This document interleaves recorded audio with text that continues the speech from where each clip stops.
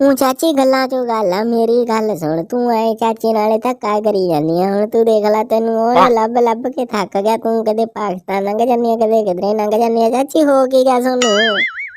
बे होना की है मेरी गल सुन माड़े जी नाल ही ओह हो जांदा तां नाले किते कुछ हो गया ओनू किते कुछ ओने तां ठीक नहीं रहिंदा ओ तां मैं दस ओदे नाल मन्नू भी रोगण करू ओह गल गल ते तां ओनू पता नहीं कहदी आ पिछे मसा इलाज करा के लिआंदा ओने पटियाले तो पता नहीं की हो गया सी ओनू सांस में चढ़ गया सी कहंदा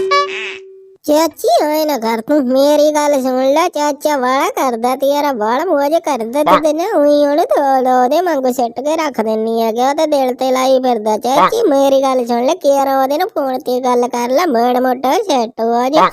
नहीं ते ना ओने बमाली बीमार हो जांदे तेरा फिकरां च नहीं आया तो मैनू भी पता गा भी मेरा बाला फिकर करदा गा पर मेरी गल सुन सकिया तू ना दसी भी ओह साडे कनी आई होई है तां हुण आ जाऊगा मोटरसाइकिल ते ओ चाची मैं कानू दसदा गा मेरी गल सुन नाले ओनू मोटरसाइकिल कित्थों आउंदा ओनू तां लेडी साइकिल ही आउंदी ओ ते आऊ जाया